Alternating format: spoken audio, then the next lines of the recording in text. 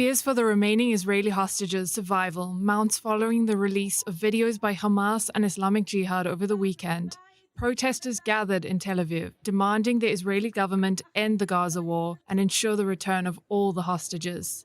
The video showed hostages Evyatar David and Ron Braslavsky in deteriorating mental and physical health, raising concern among their families. They are on the absolute brink of death.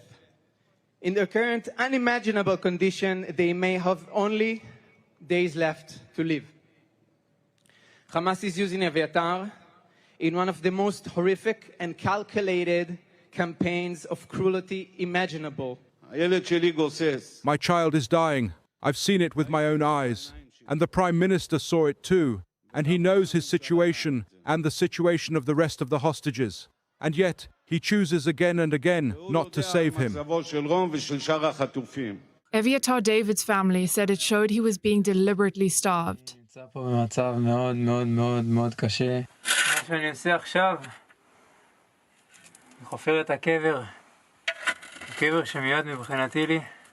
Allied Islamic Jihad terror group released a similarly harrowing video on Thursday of Ron Braslavsky crying and pleading for his release.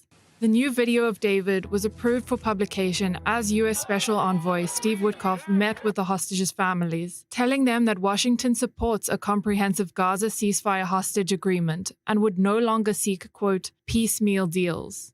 We spoke about the deal that is going to be all or nothing.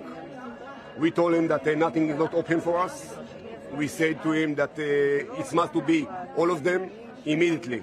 Witkoff added that he is opposed to expanding the fighting in Gaza. However, speaking to soldiers in the Gaza Strip the day before, Israel's Chief of Staff Eyal Zamir said, quote, "In the coming days, we will know whether we can reach an agreement for the release of our hostages. If not, the combat will continue without rest." Witkoff's visit to Israel comes at a time when Israeli Prime Minister Benjamin Netanyahu's government is facing mounting international pressure over the widespread destruction of Gaza and constraints on aid delivery to the territory. Hamas included this issue in their hostage videos, warning that time is running out for a ceasefire. And as outrage among Israelis grows, protests for the hostages have rolled on into Sunday. We want to welcome now Matan Eshet, Evyatar David's cousin. Matan, thank you very much for being with us today. Words truly cannot describe what we're all thinking and feeling. Seeing those images of Evyatar, describe to us what you've been through during this weekend. I think it was one of the hardest weekends we had since October 7th. We saw horrific images of Evyatar looking like pictures we all only seen in history books. He looks like a pale image of the person that we know and love. He barely even sounds like himself. He's been pushed so far that I think they actually broke him and his strong mentality. You know, it's not that we did not know they're going through hell, but seeing it hits differently. Yeah. It's images harder than we even imagined. I think all of us in our family had broken down, each in his own time, in his own spot. But even in the worst images we had in our mind, he wasn't that thin, he wasn't that pale. We wanted to believe he still has some strength. But right now he looks like he's on less strings of his mentality. Well, Matan, you as someone knows Evyatar, were you able to recognize perhaps a glimpse of the Evyatar you know and love? Barely.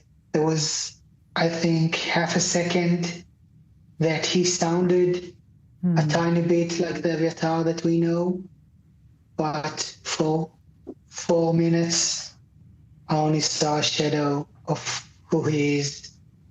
He barely looks like himself. He doesn't sound like himself. Not his voice, not the words, barely the hand gestures. The thing that we held on to in the last video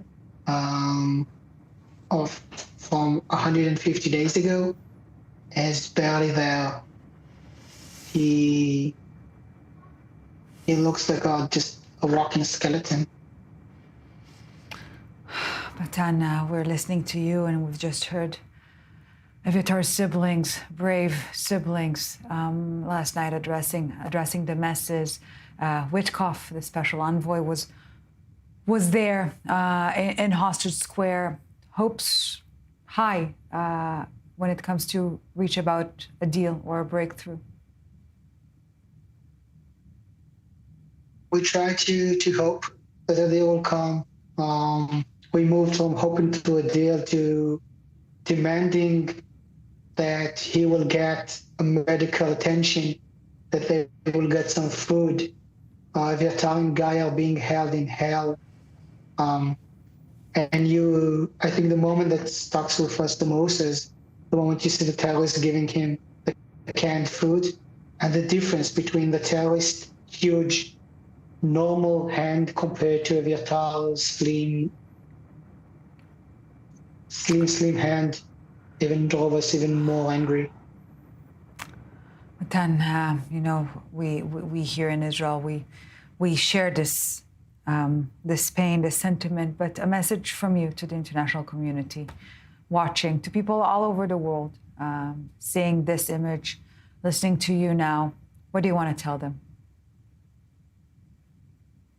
If we had any option to deny the conditions before, we cannot now. We have to push every political member in every country, in every place in the world, to make sure that they're released now. They have just a few days to come back alive. Look at them. I know it's hard, but you have to look at them. Remember, there are people with families and friends and lives that are waiting for them to come back to. This is not a person. This is not a photo. This is a human being waiting for us to make sure that he's being saved.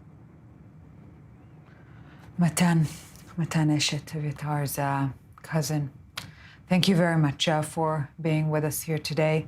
Hopefully the next time we speak will be as preparations to welcome Evyatar back home will be underway. Thank you very much, Matan. Thank you.